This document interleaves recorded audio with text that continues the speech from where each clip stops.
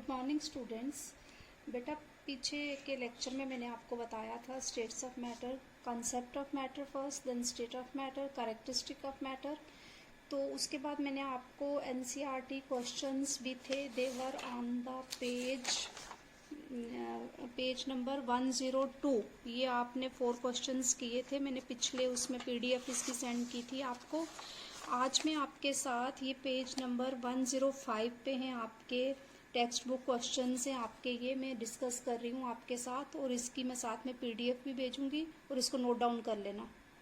Okay, first question आपका है, the mass per unit volume of a substance is called density. ये मैंने आपको पीछे भी बताया था, डेंसिटी क्या होती है, mass upon volume. Mass per unit volume of a substance is called density. Clear.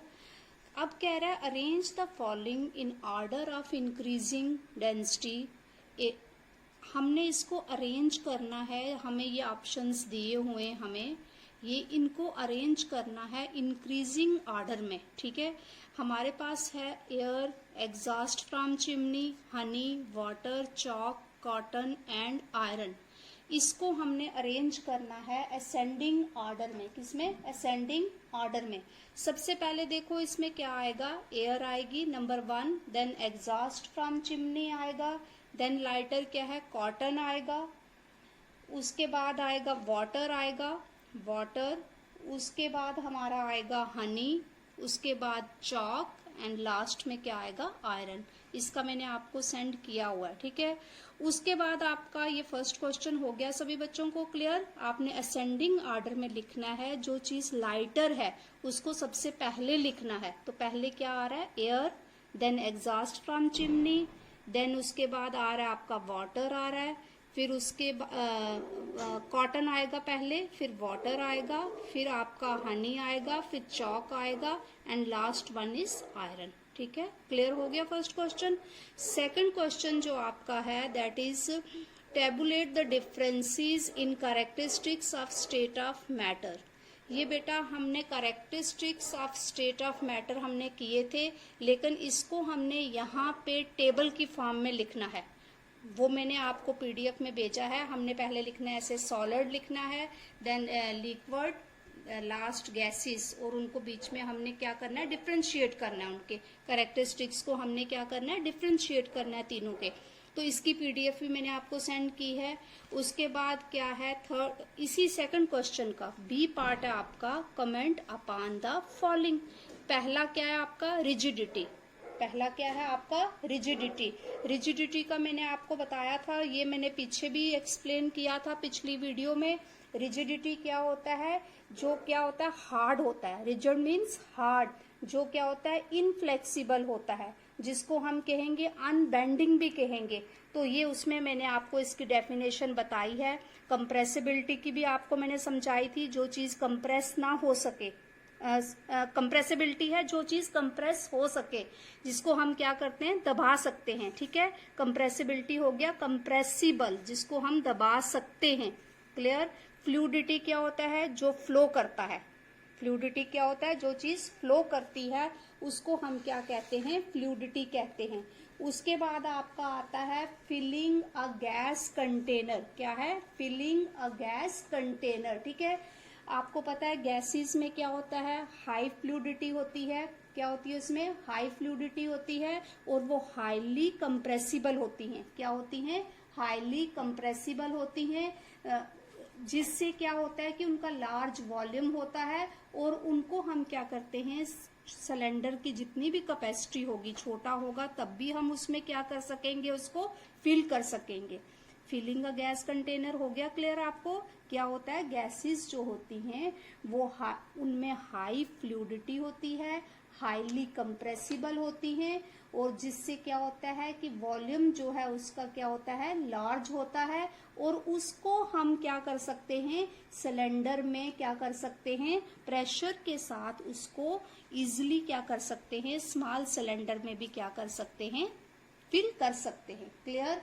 अब आ गया आपका शेप। शेप का आपने पढ़ा था कि वो सॉलिड्स की क्या होती है, एक डेफिनेट बाउंड्री होती है, ठीक है। शेप का क्या हो गया, जिस भी चीज की एक क्या होती है, डेफिनेट बाउंड्री होती है, उसको हम क्या कहते हैं, शेप कहते हैं। जैसे हमने पढ़ा था इन केस ऑफ सॉलिड क्या है कि जो भी पार्टिकल्स है उनकी क्या होती है, फिक्स्ड बाउंड्रीज होती हैं, उनकी क्या होती हैं, फिक्स बाउंड्रीज एंड शेप होती हैं, उसी चीज को हम शेप कहते हैं।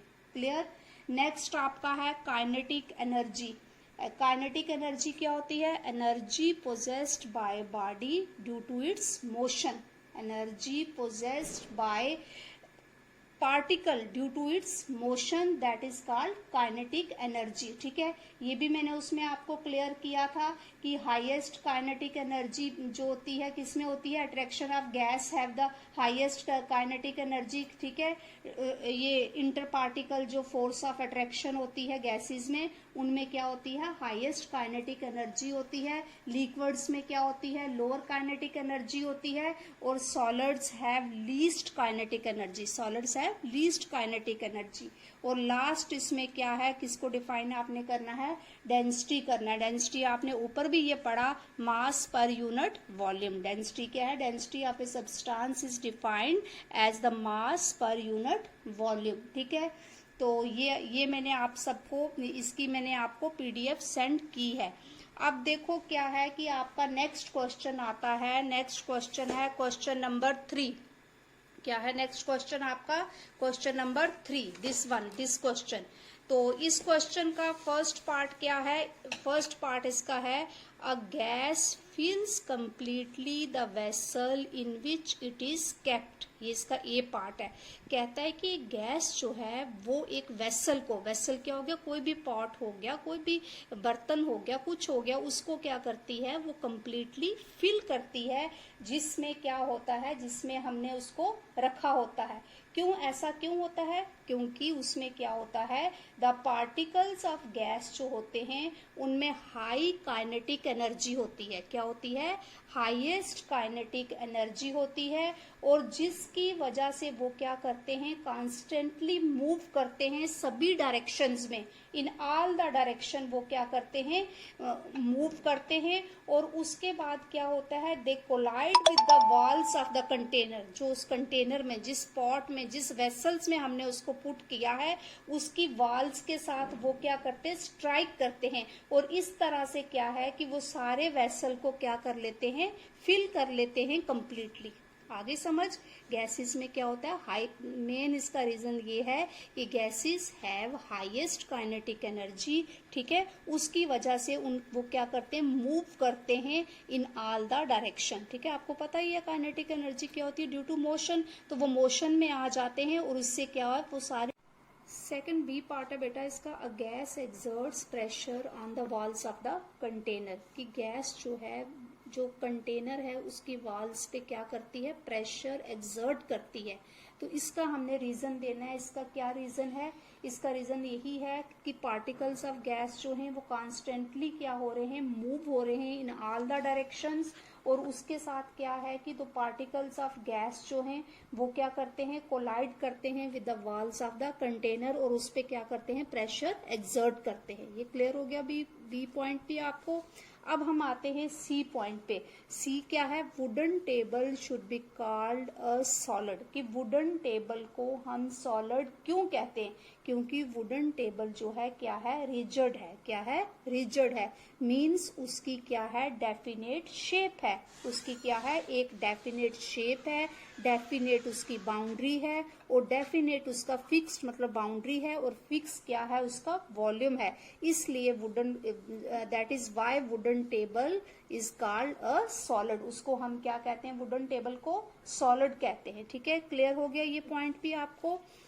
अगला आपका डी पॉइंट है last, we can easily move our hands in air, but to do the same through a solid block of wood we need a karate expert. कहता है कि हम अपने हाथ को, देखो बेटा हवा में अगर हमें अपने हाथ को घुमाना है, मूव करना है, तो उसको हम ऐसे ऐसे करके मूव कर लेते हैं इजिली।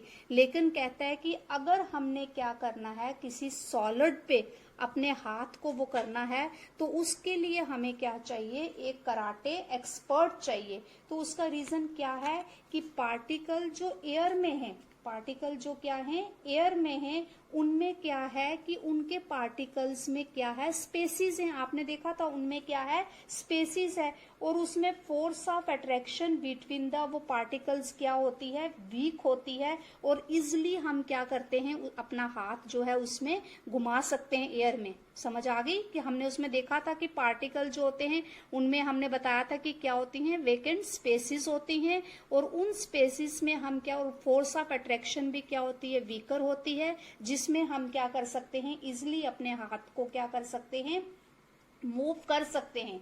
वेयर एज सॉलिड में क्या है, अगर ब्लॉक ऑफ वुड हम लेते हैं तो उसमें क्या है, फोर्स ऑफ और वो उसमें फोर्स ऑफ अट्रैक्शन भी स्ट्रॉन्गर है, और उसमें और क्या है कि दे आर क्लोजली पैक्ड, उसमें स्पेसिस नहीं होती हैं, उसमें होती भी हैं तो लीस्ट होती हैं, दे आर क्लोजली पैक्ड। तो उसमें हमें अपने हाथ को मूव करना डिफिकल्ट है, क्योंकि they are closely packed and they have strongest force of attraction. तो इसलिए उसके ऊपर अगर हमें वो करना है, पुश करना है, उसको हमने ग्रेटर फोर्स हमें लगानी पड़ेगी, तो उसमें हमें क्या है कि कराटे एक्सपर्ट की हमें नीड पड़ेगी। क्लियर हो गई ये डीप पॉइंट भी आपको क्लियर। फोर्थ क्वेश्चन है बेटा, liquid generally have low density as compare to solids. कहता है कि लिक्विड जो है उनकी क्या होती है, डेंसिटी जो है वो क्या होती है, लो होती है, कम होती है as compare to solid. But you must have observe that ice floats on water. ठीक है, कहता है कि लिक्विड की डेंसिटी क्या होती है, लो होती है as compare to solid. Ice तो सॉलिड है ना, लेकिन कहता है फिर भी ये क्या करती है, फ्लोट करती है पानी में। Find out why. कहता बताओ क्यों। क्योंकि देखो बेटा क्या होता है कि आइस जो होती है, बर्फ जो होती है, उसका क्या होता है, केज लाइक स्ट्रक्चर होता है। उसका क्या होता है, केज लाइक स्ट्रक्चर होता है, जिसमें क्या होता है कि मॉलिक्यूल जो हैं वो अरेंज होते हैं, और उनके बीच में क्या होती हैं, स्पेसिस होती हैं। केज लाइक बेटा आपको पता है इस तरह से होता है, उसका स्ट्रक्चर होता है, उनमें क्या होती हैं, स्पेसिस होती हैं। और यही रीजन है जिससे क्या होता है कि डेंसिटी जो है इसकी, आइस जो है उसकी डेंसिटी क्या होती है, density of ice is lower than water. इसमें क्या होती है, स्पेसिस होती हैं, जिसकी वजह से इसकी डेंसिटी, किसकी, आइस की डेंसिटी जो है वाटर से क्या होती है, लो होती है। तो दैट इज व्हाई आइस जो है फ्लोट करती है पानी में। क्या करती है, फ्लोट करती है वाटर पे। ठीक है, क्लियर हो गया इसका भी आंसर आपको। अब ये जो 4 क्वेश्चंस हैं, मैंने 4 क्वेश्चंस आपके साथ, चारों क्वेश्चंस डिस्कस कर लिए हैं। इसकी मैं पीडीएफ भी आपको भेज रही हूँ, तो इसको आप अपनी कॉपीज पे, नोटबुक्स पे आपने क्या करना है, इसको नोट डाउन करना है। ठीक है, क्लियर। उसके बाद बेटा फिर हम नेक्स्ट स्टार्ट करेंगे, हम इसका स्टार्ट करेंगे नेक्स्ट क्या है, can matter change its state. ये हमने पढ़ना है, क्या मैटर जो है वो अपनी स्टेट को चेंज कर सकता है, क्या वो सॉलिड से लिक्विड बन सकता है, लिक्विड से गैसेस फॉर्म में आ सकता है, या गैसेस से again liquid and then from liquid to again solid में आ सकता है। ये हमने पढ़ना है, can matter change its state, ये हमने पूरा पढ़ना है। उसके बाद उसी में हमने पढ़ना है effects of change of temperature भी पढ़ना है, और इसके साथ हमने पढ़ना है effects of change of pressure. ठीक है, उसके बाद हमने क्वेश्चंस करने हैं, और इसी के साथ हमारा थोड़ा सा इवेपोरेशन का है, और फिर ये चैप्टर हमारा जो है कंप्लीट हो जाएगा। ठीक है, तो कल ये आपने पीडीएफ जो सेंड कर रही हूँ, सभी क्वेश्चंस आप नोट डाउन कर लेना। ठीक है, और समझ तो आ गई होगी आपको। अगर नहीं समझ आई है तो आप मेरे पर्सनल नंबर पे आप क्या कर सकते हो, मुझे मैसेज कर सकते हो। क्लियर। ओके।